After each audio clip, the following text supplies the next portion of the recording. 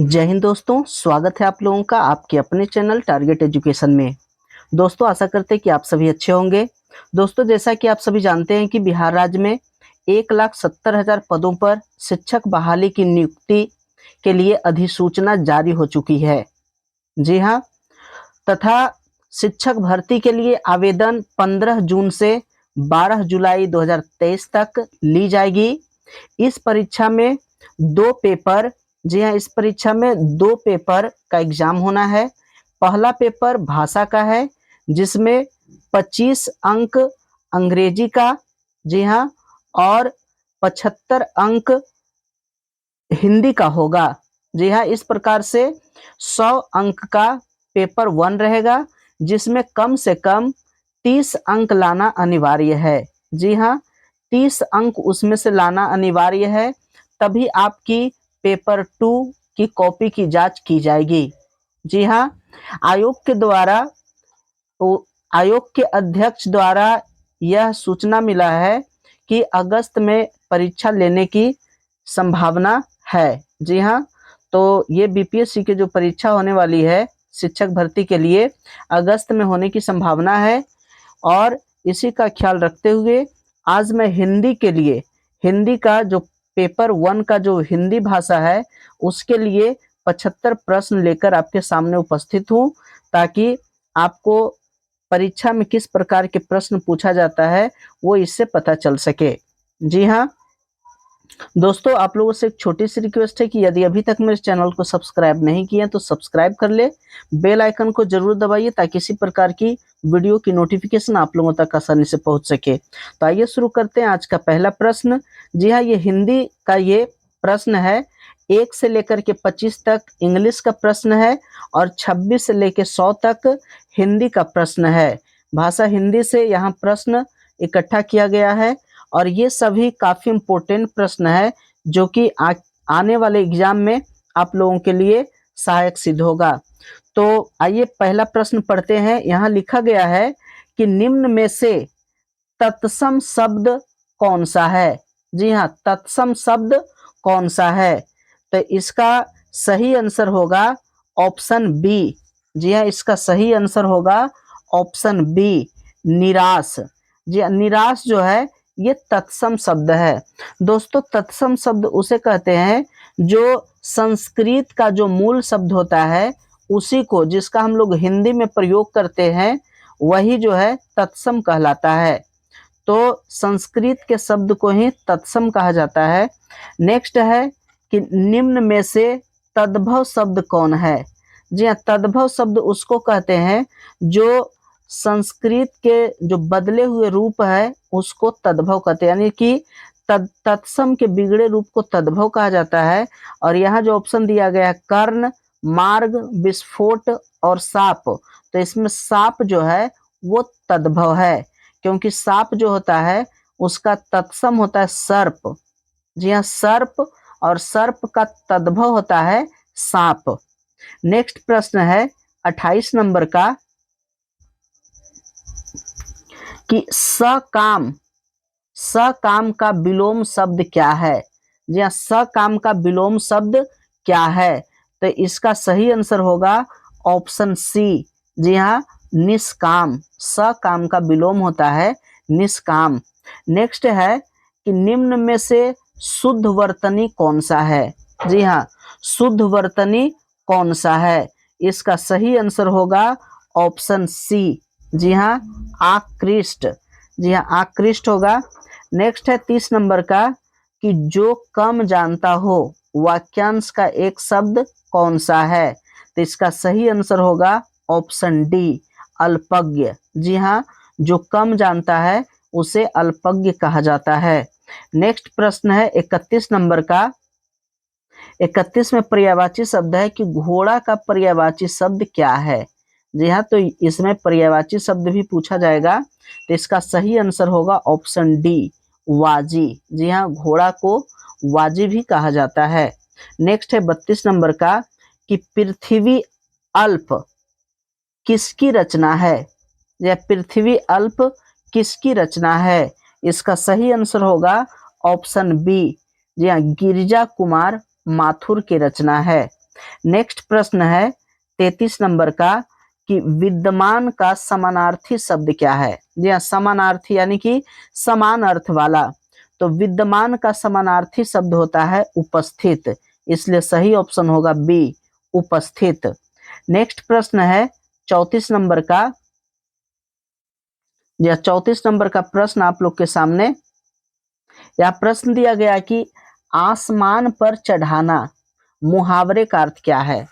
दोस्तों, तो इस परीक्षा में भाषा से मुहावरा भी पूछा जा सकता है कि आसमान पर चढ़ाना मुहावरा का अर्थ क्या होता है। तो इसका सही आंसर होगा ऑप्शन डी। जी हाँ, ऑप्शन डी, अत्यधिक प्रशंसा करना। आसमान पर चढ़ाना यानी कि उसको आसमान पर चढ़ा रहा है अत्यधिक प्रशंसा करके। नेक्स्ट प्रश्न है 35 नंबर का। 35 नंबर का प्रश्न है कि अपना हाथ जगन्नाथ लोकोक्ति का अर्थ क्या है। जी हाँ, तो इसका सही आंसर होगा ऑप्शन डी, अपने हाथ से काम करना। नेक्स्ट प्रश्न है 36 नंबर का। 36 नंबर का प्रश्न है कि उसके आंसुओं से खाली स्थान होकर रवि ने उसकी बात मान ली। जी हाँ, उसकी आंसुओं से खाली स्थान होकर रवि ने उसकी बात मान ली। तो यहाँ पर सही ऑप्शन क्या होगा। तो इसका सही आंसर होगा ऑप्शन बी, उसकी आंसुओं से द्रवीभूत होकर। जी हाँ, यहाँ शब्द को समझना है कि उसके साथ कौन सा शब्द सही बैठता है। तो द्रवीभूत होकर रवि ने उसकी बात मान ली। नेक्स्ट है 27 नंबर का कि लुप्त का समानार्थी शब्द क्या है। जी हाँ, लुप्त। तो लुप्त का सही आंसर होता है ऑप्शन बी, इसका समानार्थी शब्द होता है गायब। जी हाँ, लुप्त होना यानी कि गायब होना। नेक्स्ट है 38 नंबर का प्रश्न है कि उस खाली स्थान वातावरण में मन ऐसा रमा कि मैं वहां से हिल न सका। तो इसका सही आंसर होगा ऑप्शन सी। जी हाँ, सुरम्य। जब वातावरण होता है तो वातावरण के साथ सुरम्य शब्द का प्रयोग होता है। तो उस सुरम्य वातावरण में मन ऐसा रमा कि मैं वहां से हिल न सका। नेक्स्ट प्रश्न है 39 नंबर का कि विपिन का पर्यायवाची शब्द क्या है। जी हाँ, विपिन। तो इसका सही आंसर होगा वन। जी हाँ, वन को विपिन कहा जाता है। विपिन को वन भी कहा जाता है, कानन भी कहा जाता है। तो इसका सही आंसर होगा वन, जंगल। नेक्स्ट प्रश्न 40 नंबर का कि हमारे क्षेत्र से 30 खाली स्थान चुनाव लड़ रहे हैं। तो 30 क्या होगा, नेता होगा कि अभ्यर्थी होगा कि प्रतिद्वंदी होगा कि उम्मीदवार होगा। इसका सही आंसर होगा ऑप्शन डी। जी हाँ, 30 उम्मीदवार चुनाव लड़ रहे हैं। नेक्स्ट प्रश्न है 41 नंबर का कि विधि का विलोम शब्द क्या है। विधि का विलोम शब्द क्या है। तो इसका ऑप्शन दिया गया है निषेध, प्रलय, वियोग, विकल्प। तो इसका सही आंसर हो जाएगा ऑप्शन ए, निषेध। जी हाँ, निषेध। नेक्स्ट है 42 नंबर का। 42 नंबर का प्रश्न दिया गया है कि कर्मचारियों को अवकाश की खाली स्थान दे दी गई थी। तो क्या दे दी गई थी, तो सूचना दे दी गई थी। सही आंसर होगा ऑप्शन बी, सूचना। नेक्स्ट प्रश्न है शुद्ध वर्तनी क्या है। जी हाँ, इसमें शुद्ध देखना है कि शुद्ध इनमें से कौन सा है। इसका सही आंसर होगा ऑप्शन बी, संप्रदाय। जी हाँ, संप्रदाय जो है यहाँ पे शुद्ध वर्तनी है। नेक्स्ट प्रश्न है 44 नंबर का। हम लोग को शुद्ध वर्तनी पर भी ध्यान देना होगा। नेक्स्ट है शुद्ध वर्तनी। जी हाँ, शुद्ध वर्तनी यहाँ पर क्या दिया गया है, मतैक, आचार्य, ढुलाई, आकारण। जी हाँ, तो यहाँ पर सही जो ऑप्शन है ऑप्शन सी है, ढुलाई। जी हाँ, ऑप्शन सी, ढुलाई शुद्ध शब्द लिखा गया है। नेक्स्ट है निम्न में से तत्सम शब्द कौन सा है। जी हाँ, तत्सम शब्द कौन सा है। इसका सही आंसर होगा ऑप्शन ए, शर्करा। जी हाँ, तत्सम कहा जाता है, संस्कृत के शब्द को तत्सम शब्द कहा जाता है और तत्सम के बिगड़े रूप को तद्भव कहा जाता है। नेक्स्ट है 46 नंबर में ये पूछ रहा है तद्भव। जी हाँ, कि निम्न में से तद्भव शब्द कौन सा है? तो इसका सही आंसर हो जाएगा ऑप्शन ए, बाह। जी हाँ, बाह जो है ये तद्भव शब्द है। नेक्स्ट प्रश्न है 47 नंबर का, कि उर्वरा का शब्द विलोम क्या है? जी हाँ, उर्वरा का विलोम, उर्वरा माने होता है उपजाऊ, इसका उल्टा होता है ऊसर, ऊसर यानी बंजर। जी हाँ, तो ये ऊसर जो शब्द है ये उर्वरा का विलोम शब्द है यानी उल्टा शब्द है। नेक्स्ट प्रश्न है 48 नंबर का, इसमें कि निम्न में से शुद्ध वर्तनी क्या है? जी हाँ, शुद्ध वर्तनी क्या है? इसका सही आंसर होगा ऑप्शन ए, आणुविक। जी हाँ, आणुविक जो है ये शुद्ध वर्तनी है। नेक्स्ट है 49 नंबर का, जिसकी गर्दन सुंदर है, वाक्यांश का एक शब्द क्या होगा? जी हाँ, जिसकी गर्दन सुंदर है, तो यहाँ पे अनेक शब्द के बदले एक शब्द भी इस परीक्षा में आने की पूरी संभावना है, क्योंकि प्रश्न जो है 75 प्रश्न पूछा जाएगा हिंदी से। तो इसका सही आंसर होगा ऑप्शन डी, सुग्रीव। दोस्तों, अगर अभी तक मेरे चैनल को सब्सक्राइब नहीं किए हैं तो सब्सक्राइब कर ले, बेल आइकन को जरूर दबाइए, ताकि इसी प्रकार की महत्वपूर्ण वीडियो की नोटिफिकेशन आप लोगों तक आसानी से पहुंच सके। नेक्स्ट प्रश्न है 50 नंबर का। जी हाँ, 50 नंबर का प्रश्न, कि दिए गए शब्द का विलोम चुने। जी हाँ, इसका विलोम क्या है? तो यहाँ दिया गया शब्द है प्रहार। जी हाँ, प्रहार, प्रहार का विलोम क्या होता है यानी उल्टा क्या होता है? तो इसका सही आंसर होगा रक्षा। जी हाँ, रक्षा। नेक्स्ट है 51 नंबर में, कि दिए गए वाक्य में रेखांकित खंड को प्रतिस्थापित करने के लिए उपयुक्त विकल्प का चयन कीजिए। जी हाँ, उपयुक्त विकल्प का चयन कीजिए। यहाँ लिखा गया है राम शक्ति के उपासक थे। जी हाँ, शक्ति के उपासक, तो शक्ति के उपासक को क्या कहा जाता है? इसका सही आंसर होगा ऑप्शन सी, शाक्त कहा जाता है। शक्ति के उपासक को शाक्त कहा जाता है। विष्णु के उपासक को वैष्णव और शिव के उपासक को शैव कहा जाता है। लेकिन यहाँ पूछा शक्ति के उपासक, तो शक्ति के उपासक को शाक्त कहते हैं। नेक्स्ट प्रश्न है 52 नंबर का, कि दिए गए वाक्यांश के लिए एक शब्द दीजिए। जी हाँ, जिसमें सहन शक्ति हो। जी हाँ, जिसमें सहन शक्ति हो उसको क्या कहते हैं? उसको कहते हैं सहिष्णु। ऑप्शन बी होगा सहिष्णु। नेक्स्ट है सही वर्तनी वाले शब्द का चयन करें। इसमें से सही वर्तनी कौन सा है? तो ये आप लोगों को पता चल रहा होगा। इसका सही वर्तनी ऑप्शन सी, विशेषण जो है इस प्रकार से लिखाता है। नेक्स्ट प्रश्न है 54 नंबर का, कि निम्नलिखित में से उस विकल्प का चयन करें जो भैंस के आगे बीन बजाना मुहावरे का अर्थ व्यक्त करता है। जी हाँ, यहाँ मुहावरा पूछा गया है कि भैंस के आगे बीन बजाना।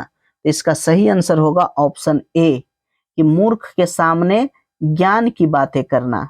जी हाँ, यही होता है मुहावरा का अर्थ, कि भैंस के आगे बीन बजाना। नेक्स्ट है 55 नंबर का। 55 नंबर में प्रश्न दिया गया है दोस्तों, कि दिए गए शब्द के पर्यायवाची शब्द का चयन करें। जी हाँ, यहाँ शब्द दिया गया है इंद्र। इंद्र का पर्यायवाची शब्द क्या है? इसका सही आंसर होगा ऑप्शन डी, यानी सूरपति। जी हाँ, सूरपति। नेक्स्ट प्रश्न है, यहाँ निर्देश दिया गया है, यह निर्देश यहाँ दिया गया है, देखिए, कि निम्नलिखित पदांश को ध्यान से पढ़कर दिए गए प्रश्नों का उत्तर दीजिए। जी हाँ, गद्यांश दिया हुआ है और यहाँ पे जो है पद में दिया गया है, इसलिए इसको पदांश कहते हैं। और 56 से 60 तक के प्रश्नों का उत्तर इसी पदांश को पढ़ करके देना है। तो यहाँ पर पदांश जो दिया गया है उसको पढ़ते हैं। यहाँ लिखता है कि बढ़े चलो चले चलो, प्रचंड सूर्य ताप से न तुम जलो न तुम गलो, पहाड़ से चली नदी रुकी नहीं कहीं जरा, गई जिधर उधर किया जमीन को हरा भरा, जली समान रूप से जमीन का न ख्याल कर, मगन रही निनाद में जमीन पर पहाड़ पर। उसी तरह चले चलो, उसी तरह बढ़े चलो, जलाओ दिल के दाग से बुझे दिलों के दीप को। जो दूर है उन्हें भी खींच लो जरा समीप को, सही जमीन की तरह डरो न आसमान से, जलो तो आन बान से, बुझो तो एक शान से, अखंड दीप से जलो सदा बहार से खिलो। ये आपका पद्यांश दिया गया है और इसी से संबंधित नीचे कुछ प्रश्न दिया गया है, उसको सोल्व करते हैं। यहाँ प्रश्न दिया गया है 56 नंबर में कि बूझे दिलों का आशय क्या है। जी हाँ, बूझे दिलों, इसका आशय क्या है? तो इसका सही आंसर होगा ऑप्शन डी।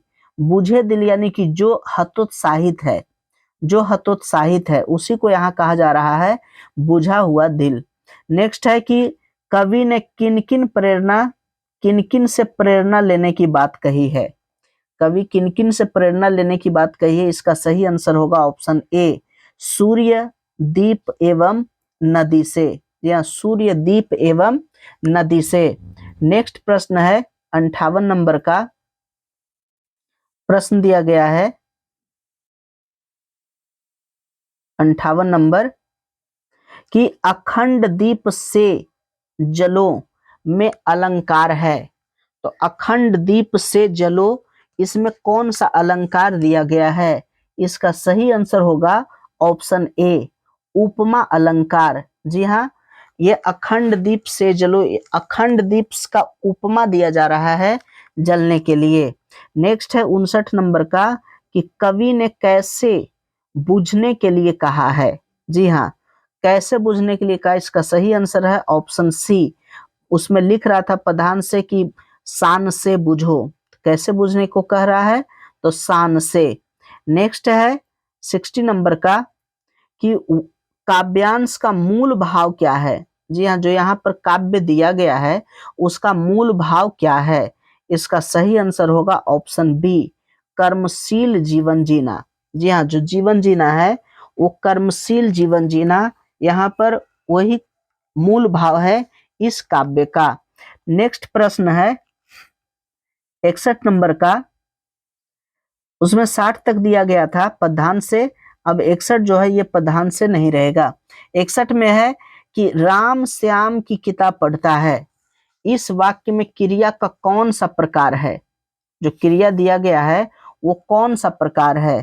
तो इसमें सही आंसर होगा ऑप्शन डी, सकर्मक क्रिया। जी हाँ, सकर्मक क्रिया उसे कहते हैं जिसमें कर्म, जिस क्रिया के साथ कर्म रहता है उसको सकर्मक क्रिया कहते हैं, यानी ऑब्जेक्ट रहता है। तो राम है जो श्याम की किताब पढ़ रहा है, श्याम की किताब पढ़ रहा है, यहाँ पर कर्म लगा हुआ है क्रिया के साथ, तो ये हो गया सकर्मक क्रिया का उदाहरण। नेक्स्ट है 62 नंबर का कि हिंदी साहित्य का आलोचनात्मक इतिहास किसने लिखा। या हिंदी साहित्य का आलोचनात्मक इतिहास किसने लिखा? इसका सही आंसर हो जाएगा option A, Ram Kumar Verma. Next प्रश्न है 63 नंबर का। दोस्तों यहाँ पे एक पुस्तक का नाम और उसके लेखक भी पूछा जाएगा। श्रद्धा एवं प्रेम के योग का नाम भक्ति है, यह किसका प्रसिद्ध कथन है? श्रद्धा एवं प्रेम के योग का नाम भक्ति है, इसका सही आंसर होगा ऑप्शन डी, रामचंद्र शुक्ल का। जी हाँ, रामचंद्र शुक्ल का ये कथन है। नेक्स्ट प्रश्न है कि वह दूसरों को नहीं बल्कि अपने आप को सुधार रहा है, इस वाक्य में काले शब्दों का सर्वनाम का प्रकार लिखिए। यहाँ पे जो रेड कलर में दिया गया है अपने आप, यह किस सर्वनाम का प्रकार है? तो जहां अपने आप है यानी स्वयं या निज का बोध होता है उसको निजवाचक सर्वनाम कहते हैं, इसलिए इसका सही आंसर ऑप्शन डी होगा। नेक्स्ट प्रश्न है 65 नंबर का कि तुलसीकृत विनय पत्रिका की किस विनय पत्रिका की भाषा कौन सी है? जी हाँ, जो तुलसी जी के द्वारा लिखा गया था विनय पत्रिका, उसकी भाषा कौन सी है? इसका सही आंसर हो जाएगा ऑप्शन डी, यानी ब्रज भाषा। नेक्स्ट है 66 नंबर का कि सिंधी भाषा का विकास किस अपभ्रंश से हुआ है? इसका सही आंसर होगा ऑप्शन डी, ब्राचड़ भाषा से हुआ है सिंधी भाषा का विकास। नेक्स्ट है 67 नंबर का कि कौरवी किस बोली को कहते हैं? इसका सही आंसर होगा ऑप्शन ए, ऑप्शन ए यानी कि खड़ी बोली। नेक्स्ट है 68 नंबर का गणेश शंकर विद्यार्थी ने किस पत्र का संपादन किया? जी हाँ, गणेश शंकर विद्यार्थी किस पत्र का संपादन किया? इसका सही आंसर होगा ऑप्शन सी, प्रताप का। नेक्स्ट प्रश्न है 69 नंबर का कि मंगलेश डबराल को किस कृति पर साहित्य अकादमी पुरस्कार प्राप्त हुआ?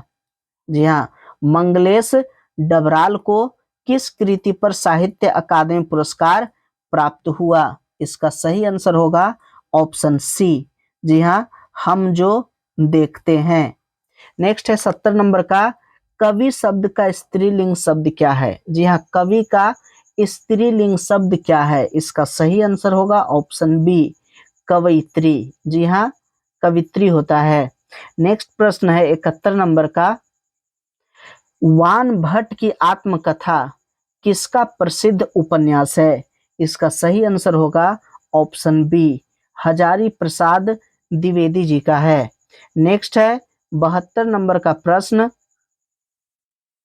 जी हाँ, 72 नंबर का प्रश्न ये आप लोग के सामने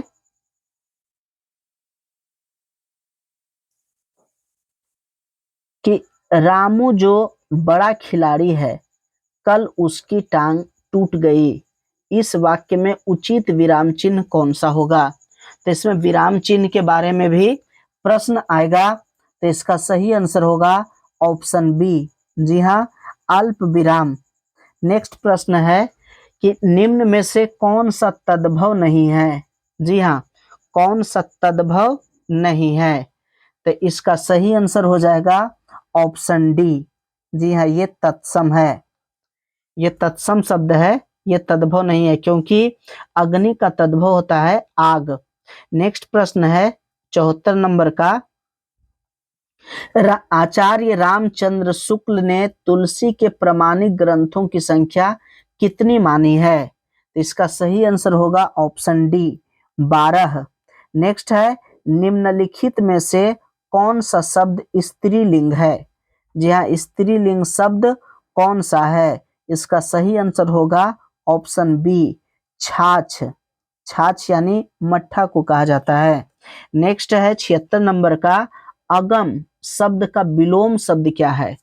अगम का विलोम शब्द क्या है? सही आंसर होगा ऑप्शन सी, अगम का होता है विलोम शब्द सुगम। नेक्स्ट है 77 नंबर का पक्ष शब्द किस अर्थ का वाचक नहीं है? पक्ष जो शब्द है किस अर्थ का वाचक नहीं है? इसका सही आंसर होगा ऑप्शन ए, पखेरु। जी हाँ, पखेरु। नेक्स्ट है कि मैं अपना काम आप करूंगा। जी हाँ, मैं अपना काम आप करूंगा। इस वाक्य में काले शब्द के सर्वनाम का प्रकार लिखिए। जी हाँ, यहाँ जो आप दिया गया शब्द है ये किस सर्वनाम का है? तो यहाँ जो है इसका इसमें भी अपने आप यानी कि निज का बोध करा रहा है, इसलिए यह निजवाचक सर्वनाम होगा। जी हाँ, निजवाचक सर्वनाम। नेक्स्ट प्रश्न है 79 नंबर का कि मुक्त छंद के सर्वाधिक समर्थक छायावादी कवि कौन है?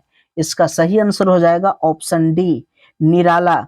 जी हाँ, यहाँ जो चारों नाम दिया गया है ये छायावादी कवि हैं, महादेवी वर्मा, जयशंकर प्रसाद, सुमित्रा नंदन पंत और निराला। नेक्स्ट प्रश्न है 80 नंबर का कि आपके घर में इतना दूध होता है, कुछ हमारे यहाँ भी भिजवा दिया कीजिए। इस वाक्य में काले शब्दों का सर्वनाम किस प्रकार लिखिए? जी हाँ, इतना है और कुछ है, इसका सही आंसर हो जाएगा ऑप्शन सी, अनिश्चयवाचक सर्वनाम, क्योंकि इतना कुछ से कोई निश्चितता का बोध नहीं हो रहा है। नेक्स्ट है 81 नंबर का, पत्र शब्द का अनेकार्थक शब्द समूह निम्न में से कौन सा है? जी हाँ, पत्र का, इसका सही आंसर हो जाएगा ऑप्शन बी, पवित्र, पन्ना और साप। जी हाँ, पत्र का अनेकार्थक शब्द है। नेक्स्ट है 82 नंबर का, रस के अवयवों की संख्या कितनी है? यानी रस जो है कितने प्रकार के होते हैं? इसका सही आंसर हो जाएगा ऑप्शन बी, 4 प्रकार के। जी हाँ, रस जो है वो 4 प्रकार के होते हैं। नेक्स्ट है 83 नंबर का, दिनांत था, थे दिनांत, दीननाथ डूबते, सधेनु आते गृह ग्वाल बाल थे, दिगंत में गो रज थी, समुथिता विशान नाना बजते स्वेनु थे, में कौन सा छंद है? यहाँ छंद दिया गया है, तो ये कौन सा छंद है? इसका सही आंसर हो जाएगा ऑप्शन बी, यानी वंशस्थ ये छंद है। नेक्स्ट प्रश्न है 84 नंबर का, कि परिवार संज्ञा का कौन सा प्रकार है? जी हाँ, परिवार, परिवार कौन सा संज्ञा का प्रकार है? इसका सही आंसर हो जाएगा ऑप्शन सी, समूहवाचक। जी हाँ, परिवार से समूह का बोध होता है। नेक्स्ट है कि निम्न में से कौन सा विकल्प तत्सम तद्भव की दृष्टि से सही नहीं है? तत्सम तद्भव की दृष्टि से सही नहीं है, इसका सही आंसर हो जाएगा ऑप्शन बी, रात्रि और निशा। जी हाँ, रात्रि और निशा दोनों पर्यायवाची शब्द है, इसलिए ये जो है तत्सम और तद्भव की दृष्टि से सही नहीं है। नेक्स्ट है 86 नंबर का, कि उसके द्वारा अपने भाई को पढ़ाया गया, इस वाक्य में वाच्य का कौन सा प्रकार है? यहाँ वाच्य दिया गया, तो कौन सा वाच्य है? इसका सही आंसर हो जाएगा ऑप्शन सी, कर्मवाच्य है। जी हाँ, कर्मवाच्य। नेक्स्ट प्रश्न 87 नंबर का, जी 87 नंबर का प्रश्न, कि घड़ी संज्ञा का कौन सा प्रकार है? जी हाँ, घड़ी जो है संज्ञा का कौन सा प्रकार है? इसका सही आंसर हो जाएगा ऑप्शन डी, जातिवाचक संज्ञा। जी हाँ, जातिवाचक संज्ञा का बोध करता है घड़ी। नेक्स्ट है कि किस बोली में ने पर सर्ग लगाया जाता है? जी हाँ, ने जो है वो पर सर्ग लगाया जाता है, इसका सही आंसर होगा ऑप्शन बी। जी हाँ, खड़ी बोली में। नेक्स्ट 89 नंबर का, कि अधिष्ठाता शब्द में कौन सा उपसर्ग है? जी हाँ, अधिष्ठाता शब्द में कौन सा उपसर्ग है? इसका सही आंसर हो जाएगा ऑप्शन बी। जी हाँ, अधि। उपसर्ग कहते हैं कि जो पहले, जो किसी शब्द के पहले लगता है उसको उपसर्ग कहते हैं, और जो किसी शब्द के अंत में लगता है उसको प्रत्यय कहा जाता है। तो यहाँ उपसर्ग पूछ रहा है, तो अधिष्ठाता में कौन सा उपसर्ग है? तो अधि उपसर्ग है। नेक्स्ट 90 नंबर का, कि शीला अपने कपड़े स्वयं धोती है, इस वाक्य में कौन सा सर्वनाम है? यहाँ भी देखिए स्वयं का बोध करा रहा है, तो इसका भी होगा निजवाचक, यानी ऑप्शन ए, निजवाचक सर्वनाम।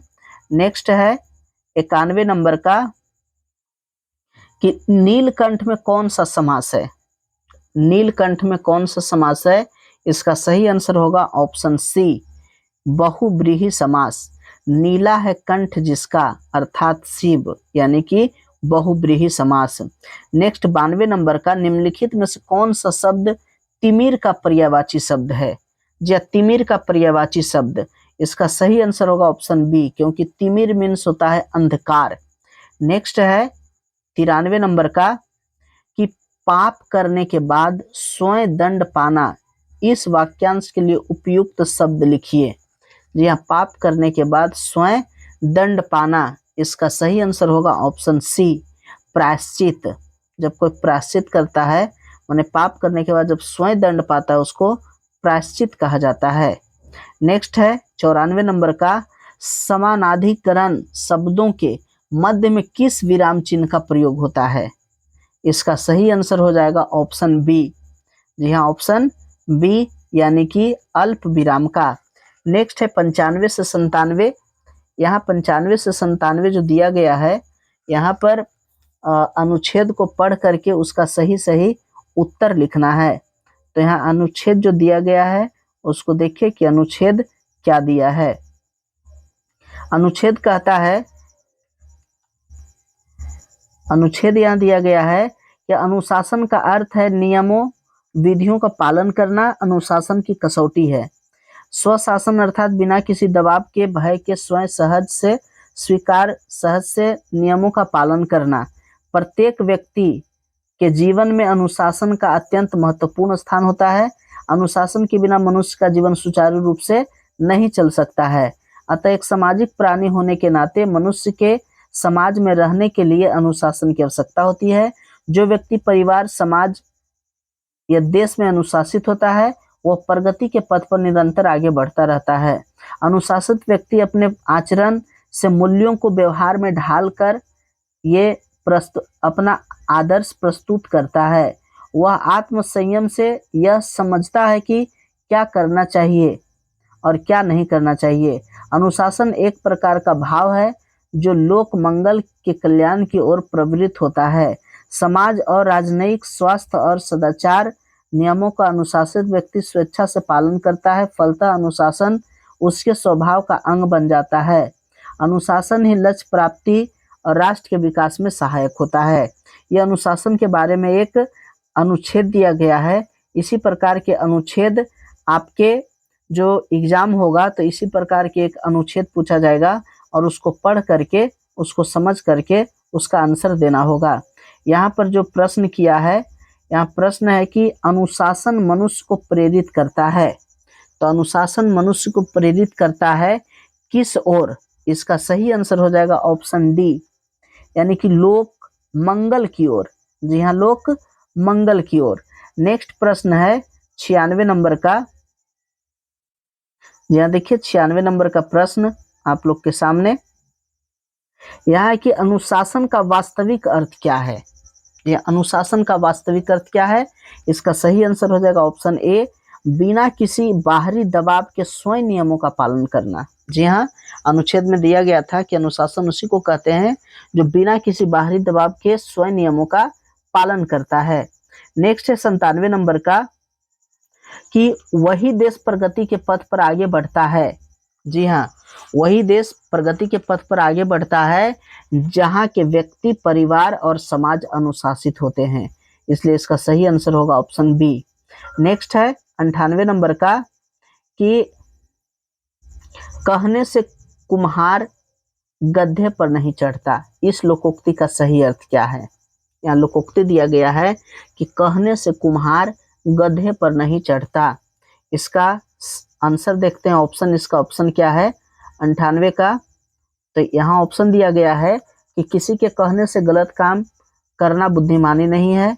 जो कहो उसे विपरीत काम करने वाला हठी मनुष्य किसी का कहना नहीं मानता। अपने काम के प्रति लज्जा करना। तो इसका सही आंसर हो जाएगा ऑप्शन सी, कि हठी मनुष्य किसी का कहना नहीं मानता। नेक्स्ट है 99 नंबर का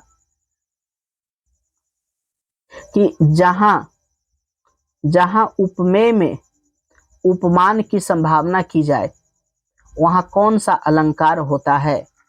जी हाँ, उपमेय में उपमान के संभावना किया जाए वहां पर कौन सा अलंकार होगा? इसका सही आंसर होगा ऑप्शन ए, उत्प्रेक्षा अलंकार। नेक्स्ट है विधि। विधि का विलोम शब्द क्या है? जी हाँ, विधि का विलोम शब्द क्या है? ये पिछले बार भी प्रश्न में आया था। इसका सही आंसर होगा ऑप्शन डी, निषेध। जी हाँ, विधि का जो विलोम शब्द होता है वो निषेध होता है। तो ये था आज का 75 प्रश्न, जिसमें से ये टोटल भाषा के हिंदी से है। दोस्तों आशा करते हैं कि ये प्रश्न आप लोगों को अच्छा लगा होगा। दोस्तों अगर अभी तक मेरे चैनल को सब्सक्राइब नहीं किया तो सब्सक्राइब कर ले, बेल आइकन को जरूर दबाइए ताकि इसी प्रकार की महत्वपूर्ण वीडियो की नोटिफिकेशन आप लोगों तक आसानी से पहुंच सके। वीडियो देखने के लिए बहुत बहुत धन्यवाद।